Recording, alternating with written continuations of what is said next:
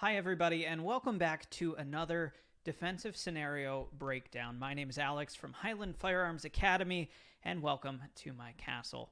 Thanks for joining me today. Today, we're going to be talking about a shooting that is kind of in the news right now out of Texas regarding someone named Garret Foster. Now, the story goes, and I'm going to give you the basics of the story, just what I know, that there were some protesters, including Garret Foster, who had surrounded a car, which was driven by a member of the military who was serving as an Uber driver at the time.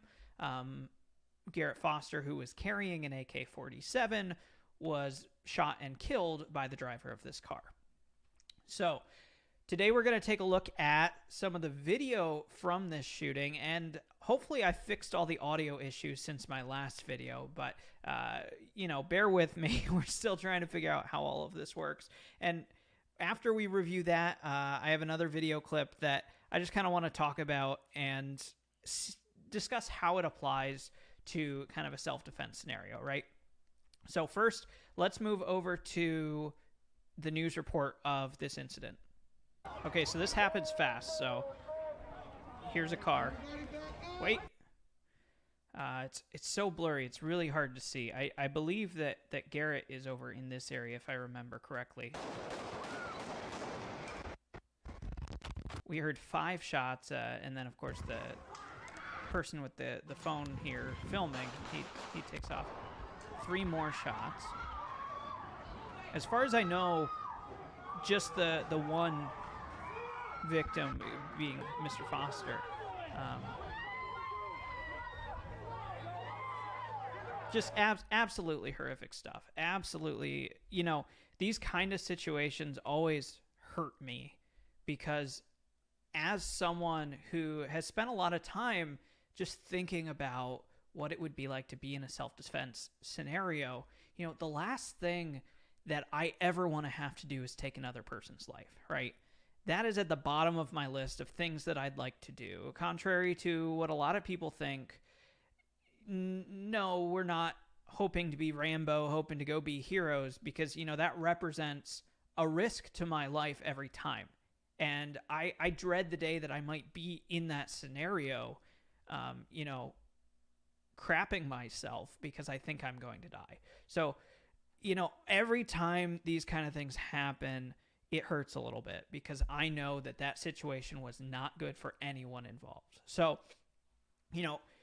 here's my take on it. And this is just from what I can see in the videos. Some people allege that the protesters were beating on the car, trying to open it up. The police report included pictures of damage to the driver's car. So, there was some kind of activity going on. And Garret was next to the vehicle with an AK-47. And, some witnesses say that he pointed it at the driver. I can't confirm whether or not that's true. However, if you're the driver in this situation, right, and you are surrounded entirely by people who are beating on your car, who are behaving in some mob mentality, and then you see someone walking up in cosplay military gear holding an AK-47, at that point, the situation has went from very uncomfortable, potentially dangerous, to absolutely dangerous, and it's time to defend yourself, right? Because now the threat isn't just annoying, damage to property, could potentially escalate. Now it has escalated to there being a presence of a deadly threat. Let me tell you why I have kind of this opinion on this situation, right? And it's going to come down to this other interview that Garret gave in an ironic twist prior to this incident. And so let's jump over to that. Let me show you this interview real quick. Tonight we got our hands on an interview done with Garret Foster the night he died. And in it, the interviewer asks him about his weapon. Tell us a little bit about your gun again? It's AK-47. Why'd you got it out tonight? They don't let us march in the streets anymore, so got to practice some of our rights. So first off, I agree with this. All right. I've seen a lot of people commenting, oh, these protesters showed up heavily armed and the police did nothing. These protesters were peaceful and the police arrested them. And I'm kind of the opinion that, okay, then maybe everyone should arm themselves, right? Because even if the police are significantly uncomfortable with a large group of people carrying rifles, they're not going to engage against that. Because all it would take is for one insane person to take a pot shot at someone, and then we've got a gunfight, right? So the Second Amendment, I've always said, is designed to protect your other rights. And if the cops are shutting down your protests, but they're not willing to do so if you're all heavily armed, that's a prime example of the Second Amendment protecting that right to free protest, right? So let's move forward, though, because it's after this point that he kind of loses me. If I use it against the cops, I'm dead. And I think all the people that hate us and, want to say to us are too big of a stop and actually do anything about it. So what he says there is that, the people who hate us are too big of pussies to stop and do anything about it. And gosh, I've never tasted such irony. Like, that is terrible. But also, turns out he was wrong. Now, here's why I bring up this interview and why I've taken the opinion that I did in the previous clip. Okay? From this clip, the guy asks him, do you think you'll need to use it? And instead of just saying, I hope I don't, or no, I think this is a peaceful any of those kind of things. What he instead says is, well, I would shoot cops if I wouldn't die, right? The only reason he's not doing it is because he would die. Come and do something, well, then I'll shoot them. The problem is, this doesn't look good. And when the guy who engaged defensively and killed Garret Foster goes to court and says, I feared for my life, and they say, well, why did you do that? All they have to do is play this clip. And it looks like this guy came down here to start trouble, to threaten people, and potentially kill someone if they stood up to him. But the other reason that I bring up this clip is because I want you, as someone who is interested in protecting yourself, to keep in mind that this kind of stuff happens in this day and age.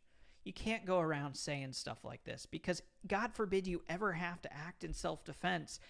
That interview, that one slip up where you looked just a little too gung-ho about engaging in self-defense, it's going to be played on repeat at your trial, and it's not going to work out for you.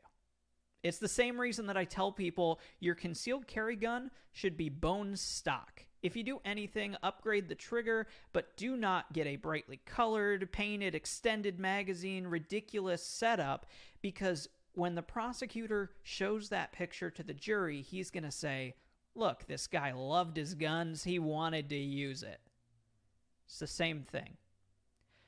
You got to protect yourself both in the situation and if you, God forbid, have to use it in that trial that follows. So that's it for you today. I just wanted to give you a little bit of information from what I saw out of these videos. It's a tough situation. It's a tragedy. I am just, it hurts, right? Because I want people to be able to protest and air their grievances, and I want their voices to be heard. And I don't want them to fear this kind of harm. But at the same time, you can't go around attacking people while you're armed with a large rifle.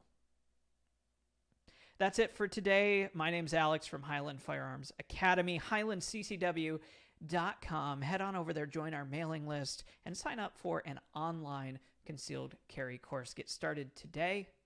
As always, if you have any questions, feel free to reach out to me. It's alex@highlandccw.com, or you can head over to our Instagram, linked in the description, and send me a message. It's highland.ccw. Thanks for joining me today. Stay safe, carry always, and apply judiciously. Thanks.